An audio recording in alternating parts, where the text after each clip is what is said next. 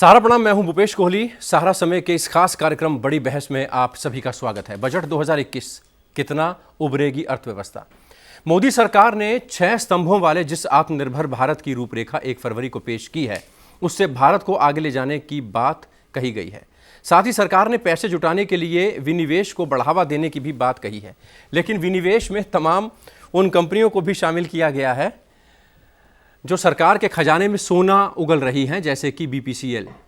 किसानों को कर्ज के लिए कई लाख करोड़ के अलावा गांव के विकास पर 40,000 करोड़ और लघु एवं मझोले उद्यमियों के लिए 15,000 करोड़। 75 साल के लोगों को पेंशन पर इनकम टैक्स में छूट, यानी सरकार ने सभी को खुश करने की कोशिश की है। लेकिन अगर बड़ी राहत जिसकी उम्मीद मध्यम वर्ग को इस बार थी, वो नहीं मिल पाई। इनकम टैक्स स्लैब में राहत, बजट में पेट्रोल और डीजल पर कृषि सेस लगाने से महंगाई बढ़ने की भी आशंका है। लेकिन कॉरपोरेट सेक्टर और शेयर बाजार के रिएक्शन से लगता है कि वित्त मंत्री का बजट उनको भा गया है।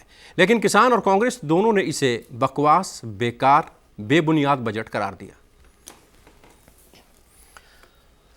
और बजट की बारीकियों को समझने के लिए एक जबरदस्त पैनल हमारे साथ मौजूद है। वैभव अग्रवाल भारतीय जनता पार्टी के नेता मौजूद हैं, संजय गुप्ता कांग्रेस से मौजूद है, साथ ही साथ आकाश जिंदल अर्थशास्त्री जाने माने हमारे साथ मौजूद हैं, अमित गुप्ता चार्टेड अकाउंटेंट हैं, वो हमारे साथ मौजूद हैं, Shipra Walia senior tax consultant हमारे साथ मौजूद हैं, साथ ही साथ राजकुमार जैन साहब जाने माने अर्थशास्त्री हमारे साथ मौजूद हैं। संजय गुप्ता जी, किसानों की आय को बढ़ाने की कोशिश की है, हर वर्ग का ध्यान रखा है, बुजुर्गों का ध्यान रखा है, बेरोजगारों का ध्यान रखा है, किसानों खेती का ध्यान रखा है। लेकिन आप इसको सुबह से जो कांग्रेस का वर्जन आ रहा है, निर्मला सीतारमण ने जब बजट पेश किया, कांग्रेस कह रही है, क्या बोलते हैं वो, पुरानी बोतल नई शराब, नई बोतल पुरानी शराब। वो पिछली बार भी आप लोगों ने बोला था। देखिए, मैं कहना चाहता हूँ, प्रधानमंत्री साहब ने इस बजट से पहले कहा कि 100 साल का सबसे बेहतरीन बजट आज इस बार का आने वाला है। और बहुत लोग अपेक्षा कर रहे थे किसान के अलावा गृहिणी, बेरोज़गार, इस देश का मजदूर, इस देश का गरीब व्यक्ति, छोटा उद्योगपति, खोमचा रेडी लगाने वाला, सभी लोग आज उम्मीद कर रहे थे कि बहुत बड़ा उसके अंदर कोई इंसेंटिव, क्योंकि ये एक विपत्ति की घड़ी है और विपत्ति की घड़ी के अंदर उम्मीद की जाती है कि सरकार खुले मन से, खुले दिल से, खुले हाथ से सभी जनता का मदद करेगी। तो मैं कहूँगा कि ये बजट जुमलेबाज बजट आज सिद्ध हुआ, नाम बड़े और दर्शन छोटे। और इसके अलावा मैं कहना चाहता हूं कि जो 20 लाख करोड़ रुपए का एक स्टिमुलस पैकेज दिया था भारतीय जनता पार्टी ने कुछ दिन पहले इस सरकार के माध्यम से, जिसमें कहा गया था कि बहुत से फ़ायदे एमएसएमई को होंगे, कहा गया था कि इसके अंदर जो इंटरेस्ट है 6 महीने का, वो छोटे व्यापारी के लिए माफ़ कर दिया जाएगा। मुझे पता नहीं वो जुमले के अंदर ही रह गया या क्या हुआ। एलपीजी का रेट की उम्मीद कर रही थी गृहिणी कि जो 400 रुपये का कांग्रेस के समय पर था, आज उम्मीद थी कि जो 700-800 का इन्होंने कर दिया है, तो 800 से कुछ घटेगा या वैभव जी सुन पा रहे हैं आप? नहीं मिला है। गुप्ता जी का कहना है कुछ नहीं करा, डीजल पेट्रोल के लिए, डीजल पेट्रोल के रेट बढ़ा दिए, डीजल पेट्रोल पे सेस बढ़ाया है, सेस आपने बढ़ा दिया, और किसान सम्मान निधि घटाई है, डिसइन्वेस्टमेंट को बढ़ाया है। पूरी चीजों को बेचने, जो प्रॉफिटेबल ऑर्गेनाइजेशन है गवर्नमेंट की, उनको ये सरकार बेच रही है। अग्रवाल साहब, क्या करना चाहते हैं? बेच दिया आपने जी, जवाब दीजिए, क्यों किया ऐसा? अभी अब आप देखिए ना भूपेश जी, पिछले कुछ सालों में हम पे इल्जाम लग चुका है कि हमने तो ताजमहल और लाल किला भी खरीदा है, लेकिन पता नहीं किसने खरीदा है, ये तो मेरे को भी नहीं पता है, हो सकता है आपको पता हो। तो ऐसा है, जहां तक संजय जी की बात है, वो डेमोक्रेटिक राइट है उनका अपनी बात को रखने का। और कई हमारे देश कई ऐसे लोग हैं जिनको मसलों की समझ सही तरीके से है, और कुछ हमारे देश में कुछ लोग हैं जो मसलों को समझते हैं व्हाट्सएप यूनिवर्सिटी से, और कुछ लोग होते हैं ना समझ होके जो आपस में मित्रों को समझ के बोलते हैं। और कांग्रेस का वही हाल है। मैं संजय जी के प्रति द्वेष नहीं बोल रहा हूँ, लेकिन मैं कांग्रेस एक विपक्ष की भूमिका जो निभाने की कोशिश कर रही है, मैं उसके ऊपर कह रहा हूँ। सबसे पहले तो ये बात है कि कांग्रेस बांटने का काम करती है, और सही बात कभी भी देश के नागरिकों तक नहीं पहुंचा। फॉर एग्जाम्पल, यदि भारत सरकार ने एक कृषि सेस लगाया है पेट्रोल और डीजल, तो उसका मतलब पेट्रोल और डीजल की कीमतें बढ़ेंगी, ये कांग्रेस बता रही है लोगों को। इतनी गलत बात है। अभी मैं दरखास्त करता हूं कि आप थोड़ा सा पढ़ तो लीजिए, क्योंकि जो सेस लगाया है वो लगाया है पेट्रोल के ऊपर, कंज्यूमर के ऊपर नहीं, वो सेस कंज्यूमर पे पास नहीं कर जाएगा, जो टेक्सटाइल है उसके ऊपर उसी को एडजस्टमेंट करा जाएगा। और गुप्ता जी मसलों को समझ नहीं पा रहे, लेकिन इनकी बात समझ में आई और आप मसलों को समझ नहीं, आप दोनों के पास मैं आऊंगा, और भी गेस्ट हमारे पास। अगर मुझे इजाज़त दें, मैं कहना चाहता हूं कि मुझे पूरी समझ है, जब आज आप जो एक्साइज है उसको अगर घटाएंगे और इसके अंदर सेस को इंक्लूड कर देंगे, तो आप ये बताइए कंज्यूमर के हाथ में क्या है? भारतीय जनता पार्टी की आवाज नहीं आ रही है, पहली बार ऐसा हो रहा है कांग्रेस उनकी आवाज दबाने की कोशिश कर रही है। ये भी कहा जा रहा है कि कुछ तो मजबूरियां रही होंगी, कुछ तो मजबूरियां रही होंगी, यूं ही कोई बेवफा नहीं होता। ये कहना है भारतीय जनता पार्टी के नेताओं का कि ठीक है, अगर किसी को कम मिला तो वो भी हम देख लेंगे, आने वाले दिनों में प्रधानमंत्री इंटरिम बजट और पेश कर देते हैं, बीच बीच में बजट आते रहते हैं, वित्त मंत्री पेश कर देती हैं। आकाश जिंदल जी अर्थशास्त्री हमारे साथ मौजूद हैं।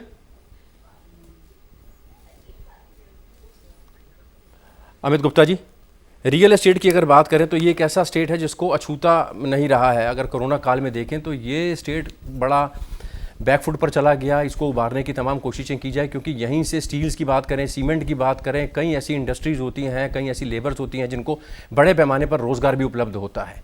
इस बजट में रियल एस्टेट के लिए क्या कुछ? देखिए, अगर हम देखें पिछले साल से जो हाउस लोन अफोर्डेबल हाउसेस की बात की गई थी, उस पर 1,50,000 की जो अतिरिक्त छूट दी गई थी उसको इस बार फिर कंटिन्यू कर दिया गया है। तो ये एक अफोर्डेबल हाउसेस के अंदर इनफैक्ट जो रेंटेड हाउसेस जो रेंटल पर देना चाहते हैं उसके लिए भी स्कीम को एक साल 2022 31 मार्च तक बढ़ा दिया गया है। दूसरी बात करें, अगर हम इंफ्रास्ट्रक्चर में नेशनल हाईवेज़ की बात करें तो 6 कॉरिडोर की चर्चा की गई है, जिसके लिए अतिरिक्त प्रावधान किया गया है बजट में। तो इंफ्रास्ट्रक्चर के अंदर, इंडस्ट्रियल सेक्टर्स के अंदर आपको बताएं, आप ये सोच सकते हैं कि लेह में सेंट्रल यूनिवर्सिटी बन जाएगी। हम जो बात करें, जहाँ पर एक तरफ चीन की हमारे पास इतनी बड़ी विपत्ति है, वहाँ पर लेह के अंदर सेंट्रल यूनिवर्सिटी बनाना, जापानीज टेक्नोलॉजी से बच्चों को यहाँ पर ट्रेनिंग देना और भी फॉरेन यूनिवर्सिटीज़ के साथ कोलैबोरेशन करना, जैसे एजुकेशनल ट्रेनिंग को करा जाए, ये इंडस्ट्रियलाइजेशन, इंफ्रास्ट्रक्चर, ये सब डेवलप होगा। और इससे उन्होंने बताया भी, एक अनुमान दिया, शिपिंग के अंदर भी, शिपिंग का भी रीस्ट्रक्चर किया जा रहा है, जिसके अंदर 1,50,000 जॉब्स जो हैं वो भी रिक्रिएट करे जा रहे हैं। तो मुझे लगता है कि इंफ्रास्ट्रक्चर में ऑन द होल एक अच्छा मूव चल रहा है और ये कंटिन्यू रहेगा।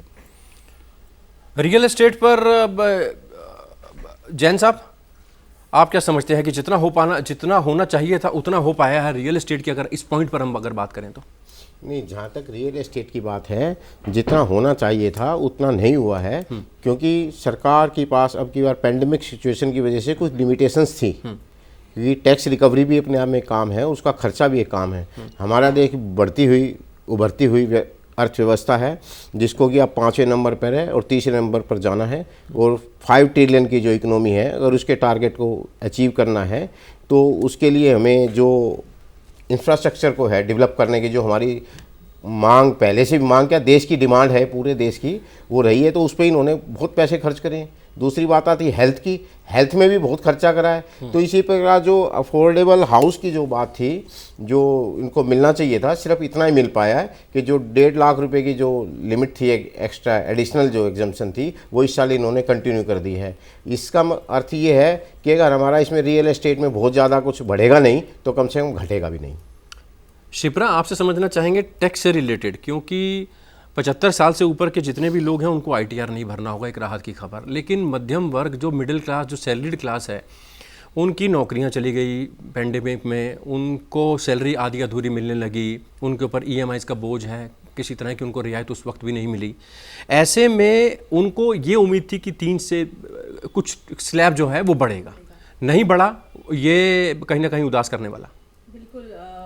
देखिए, मैं इस बजट को बिल्कुल भी ये नहीं कहूँगी कि ये रिफॉर्मरी बजट था या पॉपुलिस्ट बजट था। मैं एक सबसे दरख्वास्त यहाँ पे करूँगी कि प्लीज़ इसको ऐसे लेके चलिए कि ये सर्वाइवल बजट है, क्योंकि ऑलरेडी हम कोविड टाइम से निकल रहे हैं, और उसके बावजूद सरकार को ये कहना चाहिए था आके कि ये इसको ट्रीट किया जाए as an interim budget instead of the full budget, कि 6 महीने की अब प्रोग्रेस के बाद देखते। तो आज का जो बजट था, that was totally focusing on expenditure. Already हमारा फिस्कल डेफिसिट जो 9.5% पे पहुंच गया है, उसको कैसे मीट कर सकते हैं और कहाँ कहाँ हमारा और खर्चा है। बहुत सारी एक्सपेक्टेशंस थी, बहुत सारी जगह थी, टैक्स के जो बेनिफिट्स, इंसेंटिव्स वो दे सकते थे, पर वो नहीं दे पाए, या क्यों नहीं दिया उसका रीजन तो मैं वो पॉलिटिकली आंसर नहीं कर सकती हूँ, बट बहुत सारी चीजें छूट गई जिसकी उम्मीद थी। और मैं पर्सनली मेरा ये व्यू है कि this should be treated as an interim budget only, और हो सकता है कि 3 महीने बाद या 5 महीने बाद जब सरकार को लगेगा कि अब हमारे पास कुछ देने के लिए आ गया है तो वो फिर शायद कुछ ले आए। पॉलिटिकल रिएक्शन क्या कुछ रहा? निर्मला सीतारमण ने जब बजट अपना पढ़ना बंद किया, खत्म किया, ओवर हुआ जब बजट, तब उसके बाद पॉलिटिकल रिएक्शंस मिलने लगे। एक नजर डाल लेते हैं इन पर।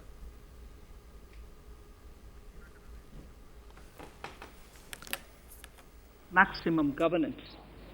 Honorable Speaker, sir, this is the last of the 6 pillars. This will outline plans for reforms in one of our core principles of minimum government, maximum governance.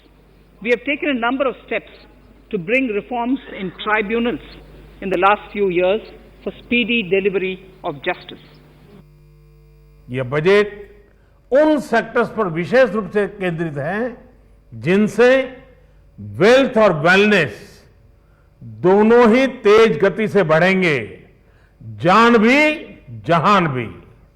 इसमें एमएसएमईज और इंफ्रास्ट्रक्चर पर विशेष रूप से जोर दिया गया है। इसी तरह ये बजट जिस तरह से हेल्थ केयर पर केंद्रित है वो भी अभूतपूर्व है। ये बजट देश के हर क्षेत्र में विकास यानी ऑल राउंड डेवलपमेंट की बात करता रहता है। कर्जा देने की ज्यादा बात करी। कर्जा अगर ज्यादा देंगे तो किसान तो नुकसान में जाएगा पूर्ण रूप से। फसलों के दाम की बात होनी चाहिए, बिजली फ्री की बात होनी चाहिए, उसका कितना हुआ है, तो जो सारी चीजें हैं तो उसमें है नहीं कुछ भी। इस आत्मनिर्भर भारत के बजट में 18,000 करोड़ की राशि सार्वजनिक बस परिवहन के लिए आवंटित की गई है। देशवासियों की यात्रा सुगम होगी, सार्वजनिक परिवहन की गुणवत्ता बढ़ेगी, ऑटोमोबाइल सेक्टर का विकास होगा और रोजगार सृजन भी होगा। इस दावे में कितना दम? गुप्ता जी, अमित गुप्ता जी। देखिए, रोजगार की बात करें तो ये हमारी पुरानी समस्या रही है, और पेंडेमिक के बाद जो हमारा ये हमने पिछले जो 1 साल में जिया है ये कभी भी भुलाया नहीं जाएगा, क्योंकि एक पूरे विश्व को ऐसी दौर का सामना करना पड़ा जिसके अंदर पहली बार भारतीय रेल को भी बंद होना पड़ा, जो ऐतिहासिक है। 100 दिन तक पूरा विश्व ताले में रहा, जहां पर कोई काम नहीं हुआ। कितने जान और माल की, व्यापारियों को भी हानि हुई, वेतन भोगियों को हानि हुई, जो रोज कमा कर खाते थे उनका तो पूछिए मत, उन पर क्या हाल हुआ। अब बात यह है कि जितनी बातें करें हम कि एजुकेशन के साथ रोजगार के लिए, देखिए एमएसएमई को जो सुविधाएं दी गई हैं उनके लिए मैं आपको बता देता हूँ, 50 लाख तक की लिमिट को बढ़ाकर 2 करोड़ रुपए किया गया, जिससे उनको लोन लेने के लिए ज़्यादा सुविधा होगी। ईज ऑफ डूइंग बिजनेस में स्टार्टअप, स्टैंड अप इंडिया के प्रोविजन के अंदर उनको ज़्यादा फायदा पहुंचेगा।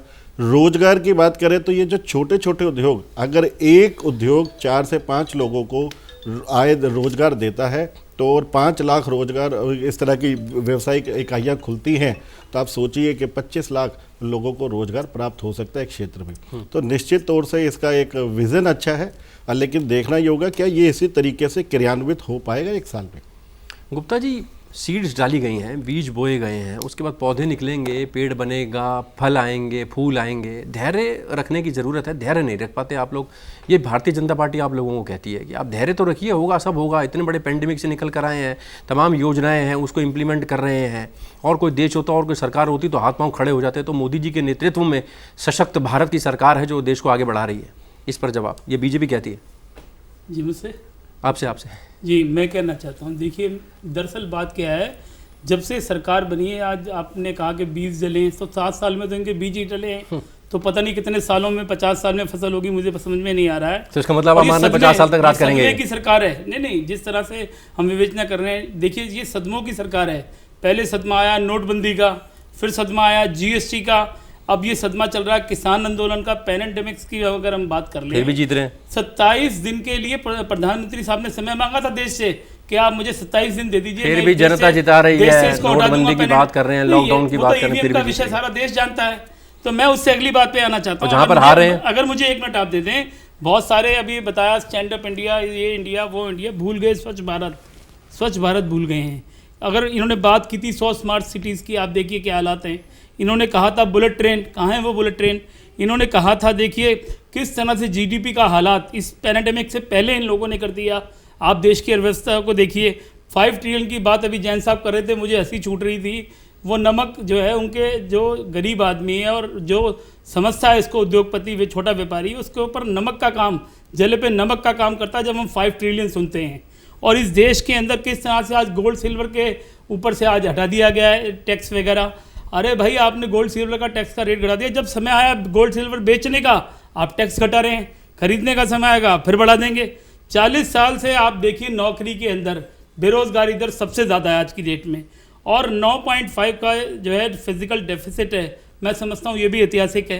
तो किस तरह के ये डाटा सारे सामने हैं, मैं तथ्यों पे बात कर रहा हूं। अग्रवाल साहब, तथ्यों पर आप लोग बात नहीं करते हैं, कांग्रेस तथ्य पर बात कर रही है। आपसे जब इश्यूज पर बातचीत होती है तो आप पाक ऑक्यूपाइड कश्मीर को ले आते हो, पाकिस्तान को ले आते हो, चाइना को ले आते हो, राम मंदिर को ले आते हो, उसके बाद कोरोना भी आपको कहीं ना कहीं मदद कर रहा है। असल मुद्दों से आप भटक रहे हैं, भटका देते हैं देश को, जवाब देना पड़ेगा। बिल्कुल ठीक कह रहे हैं भूपेश जी, बिल्कुल ठीक कह रहे हैं। आपकी फेहरिस्त में आप भूल गए कि हम बार बार राहुल गांधी के बैंकॉक की ट्रिप को भी लेके आते हैं।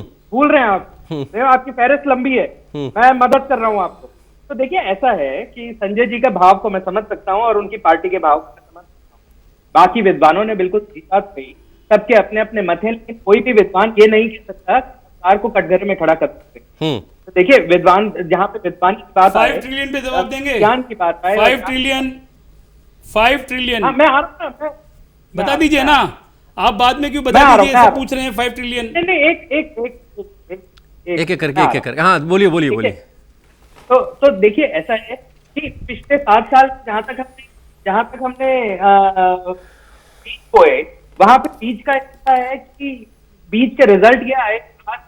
आज भारत के आसपास पेंडेमिक में हमने हेल्प करी है एक रिसर्च के द्वारा। भारत 4 कंट्रीज में जिन्होंने बाकी को हेल्प करी और वैक्सीन डेवलप की, बहुत बड़ी बात है। तो देखिए, जहां तक बीज की बात है, फॉरेन डायरेक्ट इन्वेस्टमेंट से 5 साल में इतनी आई, उनसे पहले कभी नहीं आई। अब एक ऐसा कंपैरिजन हाँ भरने पे मजबूर हो जाएंगे। डेटा की बात करें तो 2013-14 में नंबर ऑफ टैक्स जो थे, जैसे आप और मैं टैक्स देते हैं और संजय जी भी देते हैं 100%, तो राहुल जी देते हैं वो, लेकिन टैक्स पेयर का पैसा आते जरूर है। तो ऐसा है, बात कर रहे हैं हम 2013-14 भाई, आप देते हैं टैक्स करोड़ के करीब टैक्स ये वसूलते हैं, खाली 19-20 के सामने आते हैं। आज ऑलमोस्ट 7 करोड़ टैक्स हैं। तो देखिए, इनडायरेक्ट हुआ, फिर आप अगर जीएसटी देखें, फिर कितने 1,40,000 किलोमीटर रोड साल में बनाई। मैं संजय से पूछूं, राहुल गांधी को, चलिए, आपकी आवाज भी आधी कट के आ रही है। अरे वो आवाज नहीं आ रही ठीक से, अभी वो दोबारा से पैच करेंगे। राजकुमार जैन साहब, सरकार के सामने चैलेंजेस क्या थे? ठीक है, कोरोना था, चैलेंजेस क्या थे? और जिस तरीके से बजट पेश किया, सरकार कह रही है कि हम गाड़ी दौड़ा रहे हैं, अभी गाड़ी में हैंड ब्रेक भी लगी हुई थी, तो उसमें रेस देने का कोई फ़ायदा नहीं था। लेकिन जिस तरीके से सरकार ने इन चीज़ों को बजट में जगह दी है और जितना पैसा मिलना चाहिए था दिया है, लग रहा है कि गाड़ी ट्रैक पर दौड़ पड़ेगी फिर से। जी, मैं तो ऐसा ही मानता हूँ कि सरकार अपनी भूमिका बखूबी निभा रही है, क्योंकि एक ऐसी सिचुएशन मेरे जन्म से 55 वर्ष की उम्र में आज तक ऐसी देखी नहीं, मेरे से बड़ों ने भी नहीं देखी कि ऐसी सिचुएशन आई हो। उस सिचुएशन में जैसे मैं कुछ बातें बताता हूँ। आर्थिक सर्वेक्षण में हमें बताया गया कि हमारी जो इकोनॉमी है -23% पे आएगी। उसको रिकवर करते करते हम आज 7.7% पे आ गए इसी वर्ष में, और मार्च तक उम्मीद है ये -3.5% पहुंच जाएगी।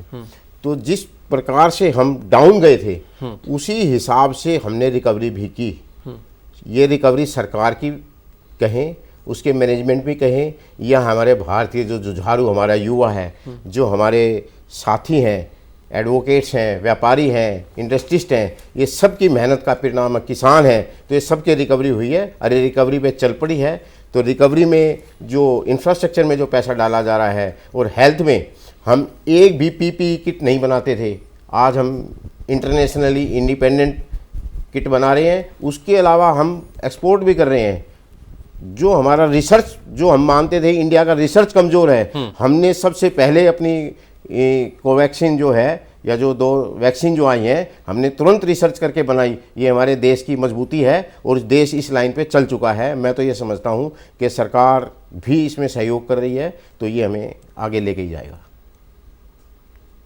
अमित गुप्ता जी, रेलवे का दायरा बढ़ाने, यात्रियों की सुगमता सुरक्षा के लिए अभूतपूर्व प्रयास किए गए हैं। मोदी सरकार द्वारा राष्ट्रीय रेल योजना 2030 बनाई गई है और रेल मंत्रालय ने 1.10 लाख करोड़ की घोषणा की है। मैं इसके लिए प्रधानमंत्री नरेंद्र मोदी को बधाई देता हूं। अमित शाह का ट्वीट। इतना काफ़ी था रेलवे के लिए? देखिए, हम इसमें बात करें रेलवे के लिए कितना काफ़ी है, इतना बड़ा विश्व का सबसे बड़ा रेलवे का नेटवर्क भारत के अंदर चलता है और उसके साथ साथ सिर्फ रेलवे ही नहीं है, हमें मेट्रो रेल भी विकसित करनी है, हमें उन क्षेत्रों तक भी रेल को पहुंचाना है जहां तक अभी नहीं गए। अगर आप देखेंगे, मैं ये नहीं कहूँगा कि क्या होना चाहिए था, लेकिन आज के परिप्रेक्ष्य में बात करें, जब हम पूरे विश्व की बात करते हैं और हमारी जो पॉपुलेशन है वो 140 करोड़ के ऊपर है, इतने सब लोगों को इस महामारी में शायद हम सबसे अछूता देश है जहां पर डेथ रेट सबसे कम है, रिकवरी रेट सबसे ज़्यादा है। महामारी का असर अगर बाकी देशों से तुलना करें तो बहुत ही कम निकलेगा। और आज भी इतनी बड़ी जनसंख्या को कोरोना वैक्सीन फ्री में उपलब्ध कराना, जिसके लिए 35,000 करोड़ रुपए रखे गए हैं, तो क्या आपको लगता है कि हम रेलवे के लिए इससे ज़्यादा बजट दे सकते थे? अगर हम बात करें सब जगह खर्चा करना है, कैपिटल एक्सपेंडिचर 1,07,000 करोड़ रुपए है। ये कैपिटल एक्सपेंडिचर है जिसके असर आपको रेवेन्यू एक्सपेंडिचर के फॉर्म में मिलेंगे।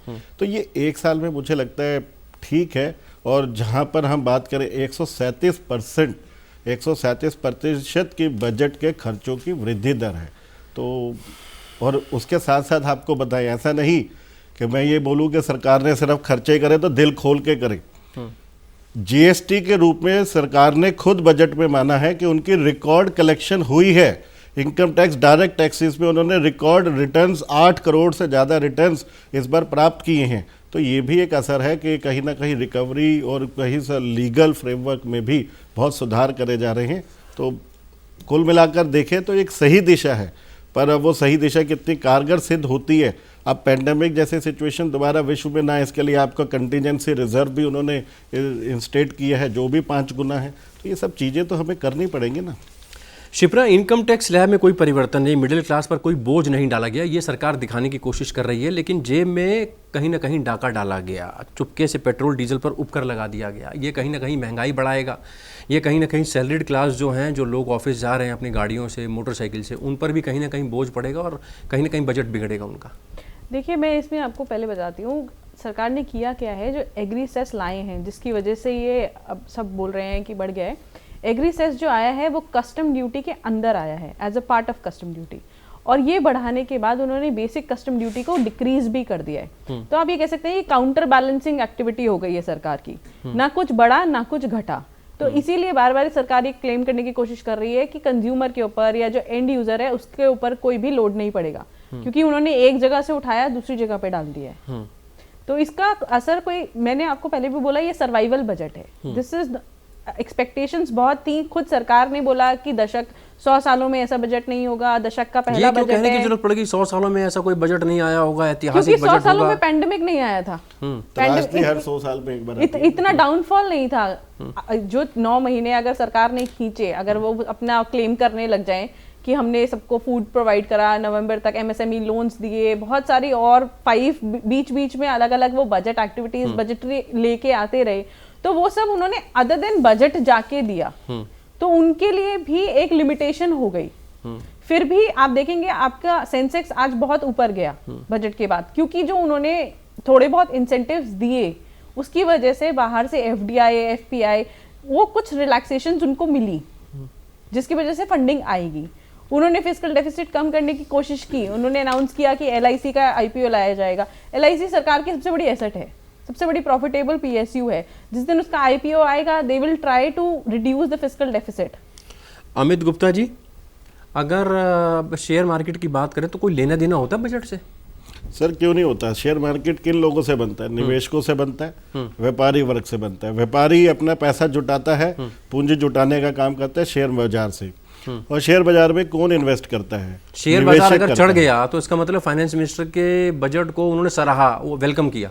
सर ये बहुत सारे इंडिकेटर में से एक हिस्सा है, एक इंडिकेटर है। सिर्फ हम ये नहीं बोल सकते कि बजट सिर्फ इसी से ही निर्धारित होता है, लेकिन हाँ, अगर शेयर बाजार ऊपर हो रहा है तो इन्वेस्टर कहीं ना कहीं उन पॉलिसीज को उम्मीद कर रहा है कि वो भविष्य में अच्छी होंगी।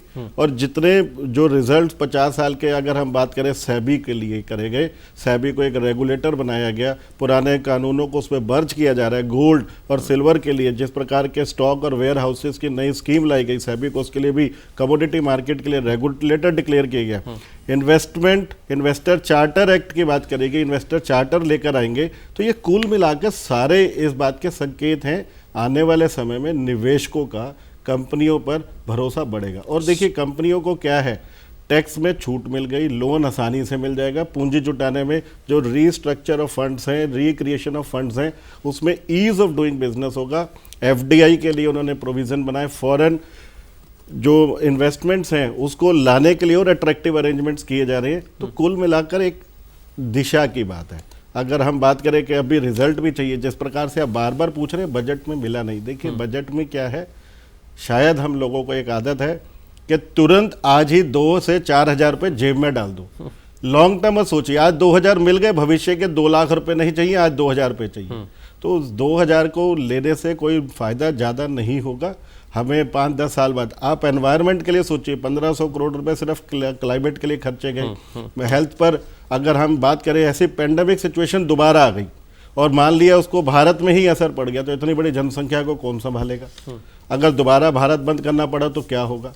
तो इसके लिए प्रोविजन भी तो बने, वो भी तो पैसा कहीं ना कहीं से आया। शिप्रा, आप कुछ ऐड ऑन करना चाह रही हैं? मैं इसमें बस ये ऐड करूंगी, जो आपका क्वेश्चन था कि सेंसेक्स कैसे लिंक्ड है बजट से। आज के बजट के अंदर फाइनेंस मिनिस्टर ने सारा एक्सपेंडिचर मैप ले डाउन किया हमारा फॉर नेक्स्ट ईयर। तो जब उन्होंने हमारा एक्सपेंडिचर मैप ले डाउन किया है, जितनी भी कंपनियां हैं, चाहे वो इंडिया की हैं चाहे वो बाहर की हैं, उनको एक रोड मैप जरूर दिखा होगा कि अगर सरकार यहाँ पैसा लगा रही है तो यहाँ पे एक अपॉर्चुनिटी है। चाहे वो उससे एम्प्लॉयमेंट जनरेट करेंगे, चाहे वो उसमें पैसा लगा के आगे खुद मुनाफा खाएंगे, वो एक अलग बात है। लेकिन अपॉर्चुनिटीज कहाँ कहाँ है जहाँ सरकार को पैसा लगाने की जरूरत है, वो आज हाईलाइट हो गई है। तो जब वो हाईलाइट हो गई, उनको अपॉर्चुनिटी दिख गई, तो वो ऑलरेडी निवेश करेंगे। कृषि और खेती में काफ़ी कुछ किया है। गुप्ता जी, ये कहा जा रहा है कि किसानों की आय 2020 तक दोगुनी हो जाएगी। आप भले ही किसानों के बिल पर माथापच्ची कर रहे हैं, उनको भड़काने की कोशिश कर रहे हैं, ये सरकार कह रही है, भारतीय जनता पार्टी कह रही है। देखिए, मैं समझता हूँ रेलेवेंट क्वेश्चन पूछा है, तो मैं याद दिलाना चाहता हूँ कि इस सरकार ने पिछले 7 सालों के अंदर कोई 1 रुपए का फायदा किसानों को नहीं किया है। नहीं, वो तो पैसे तो उनके उसमें अकाउंट में जाते रहे ना बीच में, पेंडेमिक के टाइम पे। सर बहुत जबरदस्त, 6000 रुपए बहुत जबरदस्त। मैं उसी के लिए प्रधानमंत्री साहब को विशेष धन्यवाद देना चाहता हूँ। कटाक्ष कर रहे हैं आप। 6000 रुपया साल का, 500 रुपया महीना, 13 रुपया रोज, कितना बड़ा उन्होंने एक बेनिफिट दिया है किसान को। उसके अंदर वो किसान डीजल के पैसे बढ़े हुए के चुकाएगा, बढ़े हुए जो 500 रुपये से 1500 रुपये का उर्वरक का थैला कर दिया है, उसका पैसा उसमें एडजस्ट करेगा, बिजली के बढ़े हुए बिल देगा, अपने बच्चों को रोटी खिलाएगा, या 18% का वो GST जो किसानों के उपकरणों पर लगाया है वो देगा। और उसके अलावा मैं बताना चाहता हूँ, याद दिलाना चाहता हूँ कि 75,000 करोड़ रुपया मनमोहन सिंह जी ने माफ़ किया था किसानों को, और इस सरकार ने 10 लाख करोड़ रुपया माफ़ किया है देश के पहले 100 उद्योगपतियों का। ये याद दिलाना बहुत ज़रूरी है। तो मैं ये बताना चाहता हूँ कि किस तरह के 3 काले कानून इस पैंडेमिक्स के समय पर लेकर के आए, और किस तरह से अड़ियल रवैया ये सरकार आज अपनाए हुए है, और बिल्कुल भी सुनना नहीं चाहती। उस सड़क पे बैठे हुए जो 60 से लेकर के आज 70 दिन हो गए हैं किसान सड़क पे बैठा है, उसके लिए कितनी गैर संवेदनशील ये सरकार है। और एक बात मैं कह के ख़त्म करूँगा, अभी भाई साहब अमित गुप्ता जी बता रहे थे ईज़ ऑफ डूइंग, इस तरह के शब्द सुन के है ना, नमक मिर्च लगती है आदमी के जख्मों पे। 50 तरीके का, मैं भी दिल्ली प्रदेश के अंदर ट्रेडर सेल को देखता हूँ कांग्रेस की तरफ से, और 50 तरीके के लाइसेंसेस एक व्यापारी को लेने पड़ते हैं। जरा बता दीजिए हमें जी, कितने इस बजट के अंदर कम कर दिए हैं, बता दीजिए। एक मिनट भाई साहब, एक मिनट पहले मैं अपनी बात तो खत्म कर लूँ। 50 लाइसेंसेस लेने पड़ते हैं। और बड़ा अजीब लग रहा होता है कि जब हम अंधभक्त होकर के इस तरह की बातें करते हैं तो बड़ी अलग तरीके की विवेचना। और एक बात चलिए, अरे एक बात करते करते 9 बातें कर दी, अब जवाब तो सारे सवाल ही भूल जाएंगे, सारे सवाल भूल जाएंगे जो बैठे हैं। सर लास्ट प्लीज एक मिनट इजाजत चाहूंगा। रेलवे की हम बात कर रहे थे, मैं बात कहना चाहता हूँ, रेलवे के अंदर डीजल का ठेका किसको दिया गया? रिलायंस को। रेलवे के अंदर आप ये देखिए प्राइवेटाइजेशन, सारा का सारा इक्विपमेंट तो होगा रेलवे का, और ट्रेन चलाएंगे कौन? प्राइवेट लोग। वो भी फेल हो गया है। और 1 रुपया गज के अंदर पोर्ट ट्रस्ट की जमीन इसी सरकार ने बेची है, चलिए अडानी को। ये सब चीजें याद रखने की जरूरत है। अब याद रखने की जरूरत है, मैं तो खुद ही भूल जाऊंगा। 10-11 पॉइंट आपने बता दिया, जो मोटा मोटा बता रहा हूँ। अग्रवाल साहब, इसका जवाब आपसे भी लूंगा और गुप्ता जी आपसे भी लूंगा, क्योंकि ये सवाल आपसे भी कहीं ना कहीं पूछा गया। रेल, गोदाम, बंदरगाह, हवाई अड्डे, सड़क, बिजली, ट्रांसमिशन, BHEL, अब LIC, सबको बेच दिया आपने, उद्योगपतियों को दे दिया आपने, कुछ नहीं बचा है आम आदमी के लिए। जहां जाएंगे उद्योगपतियों का सोचते हैं, क्योंकि उद्योगपति आपको इलेक्शंस में, उद्योगपति आपको सरकार बनाने में, हर चीज़ में फ़ायदा करते हैं, इसलिए आपकी प्राथमिकता जो है उनकी है, बाकी कोई कहीं जाए कहीं मरे। कांग्रेस का बड़ा आरोप, इसका जवाब। भूपेश जी, तो आपका सवाल सराखों पर भूपेश जी, कांग्रेस का सवाल सराखों पर। और ऐसा है कि मैंने डिबेट जब शुरू हो रही थी तब मैंने बोला था कि कांग्रेस ने तो हमें 4-5 साल पहले आरोप लगाया था कि हमने लाल किला भी बेच दिया और ताजमहल भी बेच दिया, लेकिन वो तो पता नहीं, अभी तक पता नहीं चला कि किसने बेच उस समय दिया था। तो कोई बात नहीं, एक मिनट मेरी टर्न। संजय भाई, मेरे को भी अपनी दुकान चलाना, प्लीज आप ट्रेडर सेल के दुकानदारी बाजार। वैभव भाई बात खत्म करिए। तो जहां तक संजय भाई की कटाक्ष की बात है, मैं उसको सिरे से नकारा करता हूँ कि रिलायंस को ठेका देते हैं या किसी और कंपनी को ठेका देते हैं। मेरे ख्याल से वो एक ओपन मार्केट एक्सेस की एक इकोनॉमी को चलाने की एक हिस्सा होता है और बिल्कुल बेसिक चीजें हैं। तो इसके अंदर इल्जाम आपको, लेकिन जहां तक सरकार के बाजार चलाने की पूर्ण रूप से चल रहा है, विश्वास हो रहा है, जो मोटे तौर पर बाजार का जो खाते है वो डिलीवर होता है।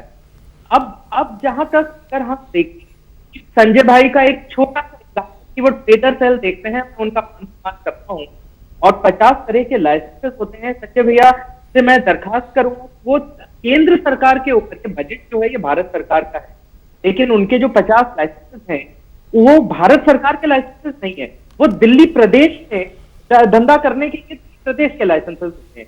ठीक है, तो ये समझना पड़ेगा। धंधे वाला मैं भी जी, एमसीडी के अंदर आप काबिज हैं, बीजेपी पिछले 15 सालों से, और सबसे भ्रष्ट एमसीडी है पूरे देश में, संजय भैया मेरी, और देश में नहीं है, विश्व में सबसे भ्रष्ट है। गुप्ता साहब, अग्रवाल गुप्ता भाई मेरे का मौका, मेरे को भी दुकान चलाने 2 मिनट दे दो, है ना। तो अब मैं एक बड़ी बात करता हूँ, जो आप विद्वान में से बातचीत रखेंगे। कांग्रेस के समय में जो पीछे के साल थे, भाजपा आने से पहले 2014 से जो सब्सिडी होती थी टोटल बजट में, जिसकी वजह से फिस्कल डेफिसिट ऊपर जाता था, वो होती थी सब्सिडी। तो होती थी करीब 35% के करीब। अगर हम इस बजट के सब्सिडी का अमाउंट देखें, जो कि हमारे फिस्कल बजट नीचे लेके आएगा, फिस्कल डेफिसिट को नीचे लेके आएगा, वो करीब 9% तक गई। तो देखिए, ये बढ़ती इकोनॉमी का निशान, और जिस इकोनॉमी में सब्सिडी कम हो और ओपन मार्केट एक्सेस ज्यादा है, ट्रेडर ओपन एक्सेस करने की चाहती है, इकोनॉमी बढ़ेगी ही बढ़ेगी। जिंदल साहब ने बोला कि इकोनॉमी हम नीचे गए ऊपर आ रहे हैं, वो बिल्कुल वाकफियत है। साथ ही साथ 20% ऑन एवरेज 8 दिशाओं में थोड़ी दिक्कत आ रही है समझने में। आऊँगा आपके पास वैभव भाई। अमित गुप्ता जी, सरकार जिस तरीके से कागज़ पर बजट बनाती है, कागज़ पर अपनी तैयारियां दिखाती है, कागज़ पर अपनी योजनाएं लाती है, विपक्ष कहता है कि धरातल या ज़मीन पर वो योजनाएं इम्प्लीमेंट होने में लंबा वक्त लगता है, कई बार हो भी नहीं पाती हैं। लगता है आपको?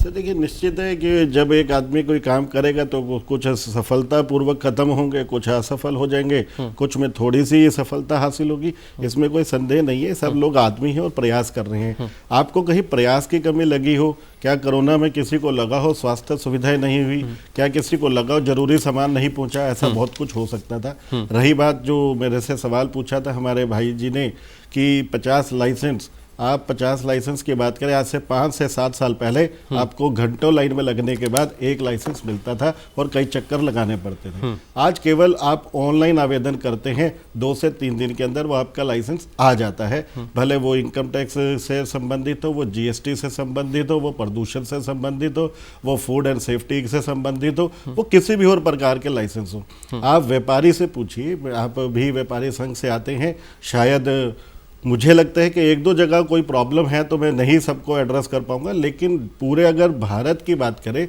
तो बहुत सारे ऐसे क्षेत्र हैं जहां पर इस प्रकार के सर्टिफिकेट ऑनलाइन और स्वतः ही आपको मिल जाते हैं। उसके बीच में जो मिडल मैन थे, मीडिएशंस थी, सब खत्म कर दी गई है और आने वाले समय में और हो रहा है। आप सब लोग, आम जनता की बात करें, लाइसेंस जो ड्राइविंग लाइसेंस बनता था, पासपोर्ट बनता था, ये सब कितना ईजी हो गया। तो लाइसेंस, आप बजट को अगर देखा जाए, क्योंकि आप एक्सपर्ट हैं और बारीकी से समझते हैं चीज़ों को, इस बजट को आप किस कैटेगरी में रखेंगे? वेरी गुड, गुड, एवरेज और बिलो एवरेज? देखिए, वेरी गुड तो हम नहीं बोलेंगे, क्योंकि ये जो स्थिति है, जिस प्रकार से सभी लोग बात करें, अगर वेरी गुड होता तो सभी लोग खुश होते। अगर कुछ लोग नाराज हैं तो ये वेरी गुड नहीं है, इसे हम गुड बजट बोलेंगे। और शायद इस स्थिति में ये ही बजट हो सकता था, इससे बैड भी नहीं हो सकता था। तो मैं यही कहूँगा। टर्निंग पॉइंट क्या था इस बजट में आपके हिसाब से, जो आपको लगा कि हाँ यार ये कर दिया तो अब ये ठीक है? सर देखिए, मेरे को ये लगता है कि जिस प्रकार से वैक्सीन का, क्योंकि दोबारा से ये तालाबंदी ना हो, दोबारा से ये स्थिति ना हो भारत बंद की, क्योंकि अगर अब दोबारा 100 दिन हुआ तो जान माल का बहुत नुकसान तो होगा ही। आप उन बच्चों के बारे में सोचिए जिनको 1 साल हो गया स्कूल गए हुए, जिनको परीक्षा दिए हुए, जो छोटे बच्चे, हम तो बड़े लोग हैं, मोबाइल से किसी भी प्रकार से टीवी देखकर अपना काम चला लेंगे। जो एक बच्चा 3 से 5 साल का था, वो कैसे अपना फिजिकल और अपना भरण करेगा? तो उन लोगों के बारे में सोचिए। अगर स्कूल खुलना है तो वैक्सीन चाहिए और वो सबको फ्री में मिले, हर जगह उपलब्ध हो। ये एक चैलेंज था जिसको मुझे लगता है कि पूरी तरह से एड्रेस किया गया। राजकुमार जैन साहब, मध्यम वर्ग थोड़ा सा मायूस है, मायूस होने की ज़रूरत है या कुछ बीच में सरप्राइज हो सकता है? मध्यम वर्ग मायूस हुआ है, निश्चित रूप से मायूस हुआ है, क्योंकि मध्यम वर्ग हमेशा से ही उम्मीद करता है कि सरकार मुझे कुछ डायरेक्ट टैक्स की कटौती के रूप में या एग्जेम्पशन लिमिट के रूप में या किसी एग्जेम्पशन के रूप में बढ़ावा मिलेगा। पर सरकार ने इसमें एक चीज़ कमिटेड रही है कि भ्रष्टाचार कैसे कम हो। भ्रष्टाचार कम के लिए जो इन्होंने केस ओपनिंग की थी, रीओपनिंग केस था, वो 6 साल से घटाकर 3 साल का कर दिया है। तो ये अपने आप में एक रिमार्केबल है। वो फेसलेस तो था ही, वो 6 साल की बजाय 3 साल का कर दिया है। पर मैं एक बात फिर भी कहूँगा, सरकार में कुछ मजबूती की कुछ कमी रही, क्योंकि सरकार ने जैसे कहा कि हम जो बैंकों में जो हमारे एनपीए हैं उसके लिए एक मैनेजमेंट कंपनी बनाएंगे, उसको रिकवरी के लिए। भाई आपने उसको अकाउंटेबल क्यों नहीं करते कि जिसने लोन दिए, लोन लेने वाला तो भाग गया, पर लोन देने वाला कहाँ है? आज रिकवरी के लिए, लोन देने के लिए भी तो एक मैनेजमेंट कंपनी बना दीजिए। खाली एक व्यक्ति या व्यक्ति विशेष पर ही क्यों रहे? और वो लोन ठीक लोगों के पास चला जाएगा। आज ही बैंक में जाए, एमएसएमई सेक्टर से मैं जुड़ा हुआ हूँ, आज जाते हैं बैंक वाला कह देता है जी लोन तो मिलेगा नहीं, मना करेगा नहीं और लोन देगा नहीं। 5-5 लाख 10-10 लाख के लोन के लिए भी वो बड़े हर्डल्स हैं, और जो लोग लेने वाले हैं वो अपना मैनिपुलेट करके ले जाते हैं। तो ये प्रॉब्लम तो है। इसमें सरकार ने पूरी तरह से इसमें कुछ नहीं दिखाया है, पर उम्मीद है कि अगले साल जो सर्कल चल पड़ा है, अगले साल इसमें ज़रूर मजबूती के साथ सरकार इसमें करेगी। और ऑफिसर्स को, जो हमारे सरकारी अधिकारी हैं, उनको अकाउंटेबल बनाना ही चाहिए हमें। जैसे एक इनकम टैक्स के या जीएसटी के कोई या किसी भी टैक्स के किसी को आप नोटिस इशू करते हैं, नोटिस में से 10 नोटिस इशू किए, उसमें से आपने 9 को क्लियरेंस दे दी कि जी आपके यहाँ कुछ भी नहीं है, कोई भी नहीं पाया, तो भाई आपने 10 नोटिस इशू ही क्यों किए? आपने क्या, आपकी एक्सपर्टीज़ है कि आपने उसको पकड़ा, ओके कर दिया? तो ये भी अकाउंटेबिलिटी का पार्ट है, वो होना चाहिए। जहाँ तक मेरे को याद आ रहा है, 28-29 लाख करोड़ का इकोनॉमिक बूस्टर पैकेज दिया था प्रधानमंत्री ने। उसकी ज़रूरत थी, वो कारगर रहा, वो कामयाब रहा, और क्या भविष्य में ऐसी ज़रूरत फिर पड़ सकती है? नहीं, वो ज़रूरत थी, पर उसमें देखना ये है कि क्या वो किन लोगों को मिला, डिस्पर्स हुआ? नहीं हुआ, ठीक तरीके से डिस्पर्स नहीं हुआ। जिन लोगों को वास्तव में ज़रूरत थी उन लोगों तक तो हम पहुँचे ही नहीं। जो बड़े जो मैनिपुलेटर थे, बहुत सारा जो अमाउंट है उसमें चला गया, या जो डिस्पर्स नहीं हुआ। मेरा तो ग्राउंड लेवल पे यही मानना है, क्योंकि छोटे व्यापारियों के मैं ज़्यादा संपर्क में हूँ। सबकी प्रॉब्लम्स हैं कि भी नहीं मिल रहा है। मैं बैंक मैनेजर से मिला, क्योंकि उनके हाथ में भी कुछ नहीं, वो भी कहते हैं जी हम क्या करें। और इसमें गलती कुछ हम लोगों की भी है। हम जो लोन लेते हैं वो चुकाते नहीं है। मैंने लोन लिया नहीं चुकाया, उसका रिजल्ट आपको भुगतना पड़ेगा, क्योंकि जब मैं दूंगा नहीं सरकार किसको देगी? भले ही मैनिपुलेटर करके मैं लोन ले गया, पर भुगतना तो जो उसको मिलना चाहिए उसको ही मिलेगा। इकोनॉमिक बूस्टर डोज जो दिया गया था, शिप्रा आपसे समझना चाहेंगे, वो जैसा कि इन्होंने बताया कि डिसबर्स नहीं हो पाया, जो ज़रूरतमंद लोग थे उन तक नहीं पहुंच पाया, सरकार की कमी देखती हैं आप इसमें? सरकार की कमी नहीं है, मैं बोलूँगी ये बीच के चैनल्स की कमी है, क्योंकि सरकार ने आके तो अनाउंस कर दिया जी ये पैकेज दे दिया, वो पैकेज डिस्पर्स जो होगा वो थ्रू चैनल्स ही होगा।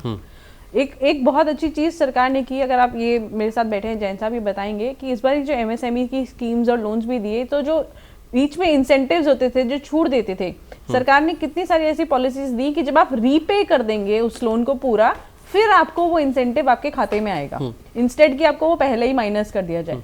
उन्होंने कोशिश की, पैकेज दिए, बिल्कुल सही बात बताई जैन साहब ने कि डिसबर्समेंट्स में इश्यूज आए लोगों को। अब वो उस पैकेज में से कितना पहुंच गया, कितना स्टेट तक पहुंचा, स्टेट ने आगे कितना बैंक्स को दिया, बैंक्स ने आगे कितना लोन अप्लाई करने वालों तक दिया, वो एक बहुत लंबी चेन है और वो चेन में कहीं ना कहीं लूप्स हैं। वो मिसमैनेज हुआ, या मिसमैनेज इन द सेंस कि वो पहुंचा ही नहीं है लोगों के साथ, या लोगों के कागज पूरे नहीं है उस लेवल के जो चाहिए, या उनकी एबिलिटी नहीं है कि वो ले सकें। अमित गुप्ता जी, डिफेंस की अगर बात करें तो चाइना सर पे खड़ा है, पाक ऑक्यूपाइड कश्मीर को लेने की मंशा है भारत की, पाकिस्तान और चाइना दोहरे मैदान पर युद्ध करना पड़ सकता है। ऐसे में जो तैयारियां हैं वो चाइना के बजट का हम मुकाबला नहीं कर सकते, डिफेंस बजट का, लेकिन अपने यहाँ जिस तरीके से बढ़ना चाहिए था बजट, हालांकि अब ये कहा जा रहा है कि जो ये लड़ाई होगी ये आर्थिक मोर्चे पर इकोनॉमी को देखते हुए लड़ाई होगी, जिसकी अर्थव्यवस्था मजबूत होगी वो लड़ाई जीत जाएगा, लेकिन वहाँ तोप, टैंक, हवाई जहाज़ और रफेल की ज़रूरत है। उसके लिए जो बजट जाना चाहिए वो बजट आपको लगता है कि ठीक तरीके से पहुँचा बजट, यहाँ और उसको इजाफा करने की ज़रूरत थी? देखिए, जितनी भी आधुनिक तकनीक इस वक्त पूरे विश्व में आ रही है, वो लड़ाई के सामान की हो, वो युद्ध पोतों की हो, वो गन्स की हो, वो जैकेट्स की हो, शूज़ की हो, अगर हम उन सबको एक ही साल में पूरा करने की सोचेंगे तो मुझे लगता है सारा बजट की जितनी भी हमारी प्राप्तियां हैं वो केवल डिफेंस पे लगानी पड़ेंगी। अगर हम बजट की बात करते हैं तो एक संतुलित बजट बोला जाता है। संतुलित का मतलब होता है जहां पर हर क्षेत्र की जो बहुत ही ज़्यादा आवश्यक ज़रूरतें हैं उनको पूरा किया जा सके, और फिर 5 साल का एक समय है। आप ये देखिए कि सरकार अभी 1 साल हुआ है आए हुए, पिछली बार इलेक्शन था, तो अगर हम ये माने भी कि अगर इलेक्शन जीतने के लिए सरकार ने कहीं ना कहीं कुछ दिया था, दिल खोल कर लुटाया था, तो अब इलेक्शन तो हो गए और अब आने वाले 4 साल में इलेक्शन भी नहीं है, कड़वे घूंट पीने की कड़वे घूंट पीने पड़ेंगे, और जनता से वो शायद अभी मुश्किल है वो पीना, क्योंकि उनको आदत पड़ गई है कि हमें बेनिफिट मिलना चाहिए। जैन साहब, अभी भी वक्त गया नहीं है कड़वे घूंट पीने का। अब ये तो कोरोना ने और मुश्किल बढ़ा दी है, सरकार के सामने तमाम चुनौतियां हैं, राजकोषीय घाटा कम करना है, आय के स्रोत लगातार बढ़ाने हैं और तमाम चैलेंजेस, और उसके ऊपर से कोरोना की मार। सर, मैं एक बात बताता हूँ आपको, 1982 में हमारे यहाँ एशियाड हुए थे, उससे पहले चाइना हमारे से आज भी बड़ा कंट्री है, बड़ी पॉपुलेशन है, हम 140 करोड़ हो गए, वो आज भी ज़्यादा है, वो हमारे से पीछे था। तो 1982 के बाद उसने कौन सा ऐसा बूस्टर डोज लिया कि वो आज हमारे से आगे है। तो ऐसे ही बूस्टर डोज की हमारे देश को भी लेने की ज़रूरत है। वो थोड़ा कड़वा ज़रूर होगा, दवाई हमेशा कड़वी होती है, उसके लिए अगर हम चाहते हैं कि सारी सुविधाएं मिले, हमारा देश तरक्की करे, तो कड़वे डोज के लिए हमें तैयार रहना चाहिए। और हम आम जनता की तरफ से ही मैं ये कहना चाहूँगा कि हमें सब चीज़ प्राप्ति के लिए कुछ ना कुछ डेडिकेशन देश के प्रति चाहिए। सिर्फ देश देने के लिए नहीं है, हमें भी देश ने क्या किया वो भी हमें तैयार रहना चाहिए। मैं तो ऐसा ही कहूँगा। गुप्ता जी, संजय गुप्ता जी, एक जो विपक्षी दल होता है वो कहीं ना कहीं अच्छी सलाह भी देता है। आप हमेशा क्रिटिसाइज़ तो करेंगे, लेकिन अच्छे विपक्षी दल का ये कहना होता है कि नहीं, या ये अगर तुमने ठीक किया तो हम तुम्हारे साथ खड़े हैं। जैसे आप हमारे स्टूडियो में कई बार बड़ी बहस हमारे कार्यक्रम में बोलते हैं कि अगर चाइना के साथ भारत 2-2 हाथ करता है तो पूरा देश एकजुट खड़ा है, तो वो थोड़ा मॉरल अप होता है, मॉरल बूस्ट होता है सरकार का भी, देश का भी, सैनिकों का भी। यहाँ पर कोई चीज़ तो ऐसी होगी इस बजट में जो आपको अच्छी लगी होगी? नहीं, देखिए मैं इस बात के अंदर ये समझना चाहता हूँ कि जो प्रधानमंत्री साहब ने एक हाइप क्रिएट की 100 साल का सबसे बेस्ट बजट, इससे बुरा लगता है। और देखिए, ज़रूर किसी भी बजट के अंदर ज़रूर अच्छी चीज़ें भी होती हैं और कमियां वाली भी होती हैं।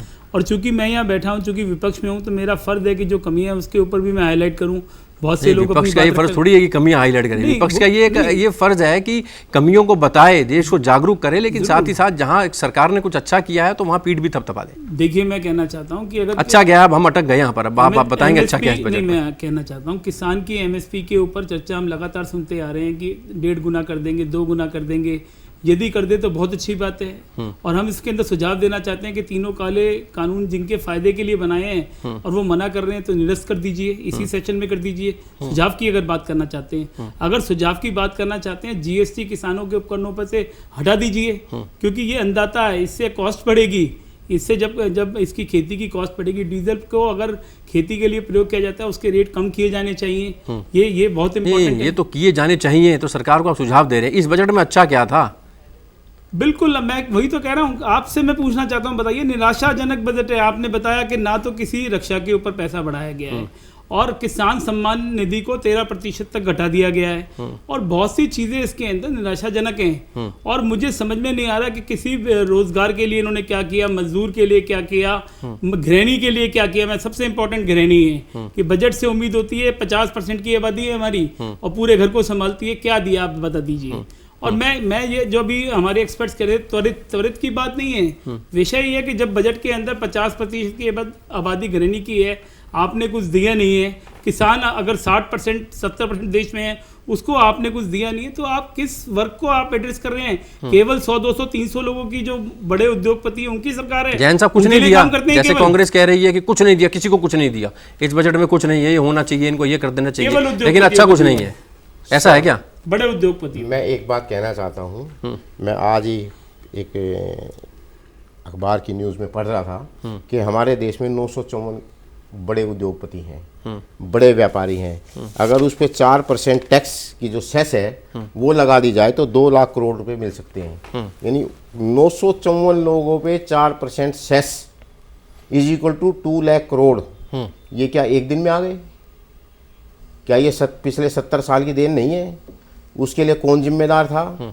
क्या हमारे समाजवाद था या पूंजीवाद था? सरकार का एक काम होता है maximum governance, maximum governance, minimum government. इसका अर्थ ये होता है कि सरकार लोगों की भलाई के लिए काम करे, ना कि व्यापारी बन के काम करे। जो हमारे बड़े बड़े संस्थान हैं, जितने भी जैसे BPCL वगैरह जितने भी हैं, इसका क्यों किया जा रहा है? ये 1991 से नरसिंह राव जी के टाइम से ये शुरू हुआ, डिसइन्वेस्टमेंट शुरू हुआ था, आज उसकी कड़ी में। क्योंकि जो अगर हमारे ये अधिकारी हैं, सरकारी अधिकारी हैं, अगर जब एक व्यापारी या मैनेजमेंट एक पैसा कमा सकती है, जैसे 1992 में 250 रुपये BSNL का या MTNL का महीने का बिल आता था टेलीफोन का, आज भी वो 250 रुपये में कितनी फैसिलिटी मिल रही है 30 साल बाद। तो ये भी एक विषय है कि वो व्यापारी कर सकता है, व्यापारी व्यापार करे और व्यापार पे कंट्रोल सरकार का रहे। पर कंट्रोल तो तभी रहेगा जैसे मैं कोई इनकम कर रहा हूँ, इनकम टैक्स मेरे से लेना है, एक्साइज लेनी है, GST लेना है, तो मेरे पे ही तो कंट्रोल करना है। और जो मेरे सरकार के अधिकारी अगर वो काम करने लग जाएंगे तो उस पर कौन कंट्रोल करेगा? क्यों? वही करने वाले, वही देने वाले, कैसे बात बनेगी? सरकारी बैंकों को मदद की है, उससे कहीं ना कहीं जिस तरीके से होम लोन की बात करें या और सरकारी बैंकों की मदद की है सरकार ने, उनको एक बड़ा फंड भी दिया है, उसके चलते ये अर्थव्यवस्था कहीं ना कहीं संभल गई है। ऐसे भी दावे किए जा रहे हैं कुछ एक्सपर्ट्स की तरफ से, कुछ सरकार की तरफ से। शिप्रा, लगता है आपको? देखिए, जब मेरे को प्रधानमंत्री नरेंद्र मोदी जब पहली बार जीते होंगे तो मुझे याद है उनकी स्पीच जो होती थी, जी एक मेरे प्यारे भाइयों 130 करोड़ की जनता भारत की। अब आप रिसेंट उनकी स्पीच सुननी शुरू कर दीजिए, 140 करोड़ की जनता हो गई है भारत की। तो आप एस्टिमेट आप खुद लगा लीजिए कि जो सवाल आपने मुझसे पूछा है, जितना भी आप अमाउंट देते जाएंगे वो कहाँ और कितना अर्थव्यवस्था को संभाल सकता है। एफर्ट्स हैं, अभी जैसे गुप्ता जी ने भी बोला, सब जगह एफर्ट्स हो रहे हैं, लेकिन ये हमारी गलती होगी कि हम एक्सपेक्ट करते रहें कि ये सारे के सारे शॉर्ट टर्म विजन में हमारे को फ्रूटफुल दिखना शुरू हो जाएंगे। जितने एफर्ट्स हो रहे हैं, ये कहीं ना कहीं 5 ट्रिलियन की इकोनॉमी की जो डिस्कशन है वो 1 साल की नहीं थी, वो 5 साल की थी। तो ये 5 साल की तरफ ही रोड मैप चल रहा है। इतना नीचे जाने के बाद, नेगेटिव ग्राफ जाने के बाद, फिर भी अगले साल का 11% का हम ग्रोथ फैक्टर वर्ल्ड देख रहा है हमारे लिए। तो कहीं ना कहीं कुछ तो बेस वर्ल्ड भी देख रहा है हमारे साथ। अमित गुप्ता जी, इंफ्रा सेक्टर में विदेशी निवेश पर 100% छूट दी गई थी, पर कुछ शिकायतें आई थी, इसे दूर किया जाएगा, इसको कैसे समझा जाए? सर देखिए, शिकायतें ये आई थी कि जिस प्रकार से इंफ्रास्ट्रक्चर पे एफडीआई को 100% ओपन किया गया, वो पूरी तरह से शायद पेपर पर बना, लेकिन उसका क्रियान्वयन नहीं हुआ, एग्जीक्यूशन नहीं हो पाया। अब उनको दूर किया जाएगा, उसके लिए कमेटी बनाई जाएगी, दोबारा से रेगुलेशंस लाए जाएंगे। और आपको पता है हमारे यहाँ पीछे इंफ्रास्ट्रक्चर के अंदर जो पिछले 10 से 15 साल का इतिहास है वो बहुत अच्छा नहीं रहा, और रियल एस्टेट की हालत इतनी खराब हो चुकी है कि जिसकी वजह से पूरी अर्थव्यवस्था चरमरा रही है। तो उस पर ध्यान, ये अच्छी बात है कि उस पर ध्यान दिया जा रहा है, उसको सोचा जा रहा है कि ठीक करेंगे। अब देखिए कहीं पर प्रॉब्लम आ गई है, उसको ठीक तो करेंगे, लेकिन आप एक स्थिति सोचे कि अगर हम ये रातों रात कर पाएंगे या फिर कुछ जल्दी शॉर्ट टर्म में हो जाएगा।